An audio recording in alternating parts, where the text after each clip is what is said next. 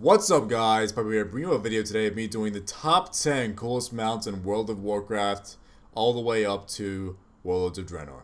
10. Starting off with number 1 on our list will be the Sea Turtle mount acquired from fishing. Not a very easy mount to get simply because of its low drop rates, but this mount I put on the list purely for its aesthetic value. But usually this is not seen as a mount that's actually usable in a lot of situations. But I find it to be a very cool, very awesome mount. Speed that it rides at is very slow on ground, but it does actually make you move quicker during your swimming and swimming times around the world. I personally hate swimming, so it's one of those things where I wish I really had it. Unfortunately, I don't, but I'm working towards it. 9. Next on the list, guys, is the Fiery Warhorse for number 9 on my list.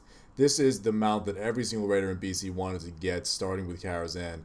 The old Karazhan Fiery Warhorse was always looked after and wanted dearly by every single player that raided during that time. And I am lucky enough to be an owner of this mount. That took me a long time grinding it, but that is an awesome looking fiery horse, and that is why it gets number 9 on my list. 8. Number 8 on my list, guys, is going to be Rivendell's Death Charger. Now, this mount is a very rare mount off of Rivendell out of Stratholme. I have farmed this mount many a times and am still coming up empty-handed. This has been in the game since patch 1.0, the very early patch of the game, and to this day I have not gotten it. I don't think many people actually have this mount. The reason this is on the list is because for Alliance players, this is one of the few undead horses they can actually acquire and ride as Alliance. It's a very cool looking mount. You might be looking at this and also looking at the Fiery Wars. I mean, it's not as aesthetically pleasing, but because of its low drop chance and the fact that it's the only undead skeletal horse Alliance can ride, for me that makes it a lot cooler and a lot more awesome, and why it gets the 8th spot on my list. 7. Next one up, guys, is the Raven Lord, dropped off of Anzu and Sethic Halls, only on heroic mode, guys, if you want to go farm this one. This is on my list because of its very unique style and very unique look that it has. It's the only mount in the game that really looks like this. Obviously, there are a few mounts from Firelands and the such that have a fiery skin put on it, but this is the original and honestly the one I think that looks the most aesthetically pleasing, and that is why it has made it on my list. 6. The Sun-Eyed Grondling is going to be the number 6 mount on my list, coming in just before another rare mount that introduced in Warlords of Draenor. Now, this mount is a mount that drops off of the rare spawning world boss named Poundfist. Now, this is a mount and a boss that gets farmed quite frequently, and you might have a hard time finding a place where this guy is spawned and is still alive. Especially on a lot of the newer servers, a lot of the busier servers, it's going to be hard to farm this guy. But if you're diligent and you stick to it, you may be able to get this guy for yourself. He's a very cool looking mount. 5.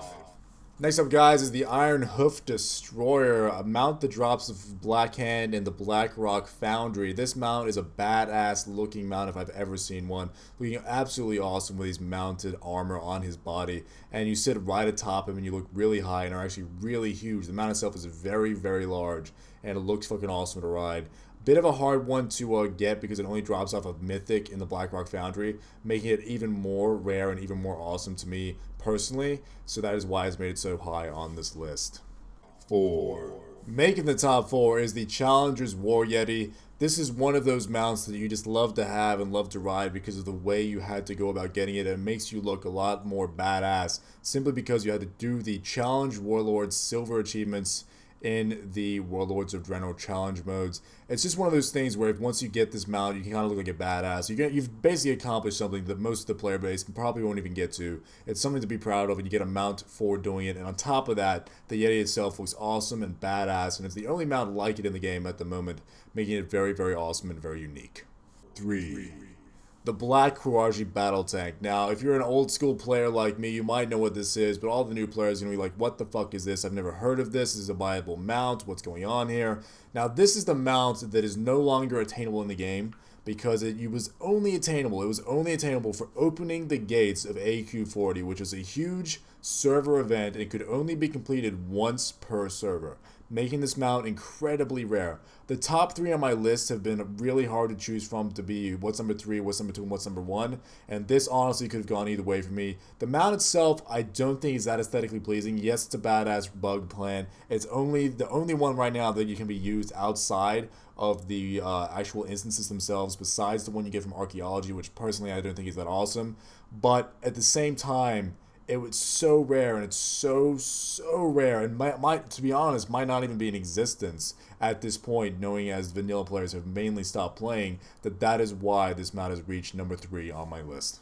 2. The Swift Spectral Tiger, guys. Now, what can I say about this mount? It's honestly would be the number 1 on my list if it wasn't a buyable mount. Buyable mounts for me personally make them less aesthetically pleasing and make them less awesome.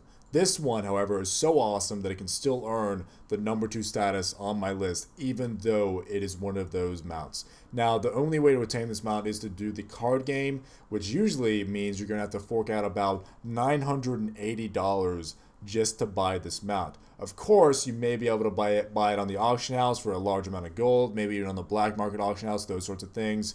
But it's so rare and so awesome that is why this mount gets number 2. 1. Number 1 on the list, guys, will be the Swift Azulian Tiger. Anyone who's followed my channel for a long time will know this is my favorite mount in the game, and it's remained so ever since I learned of its existence. Unfortunately, I've seen the mount drop twice back when old ZG was still in existence, and I've never actually attained it or won it.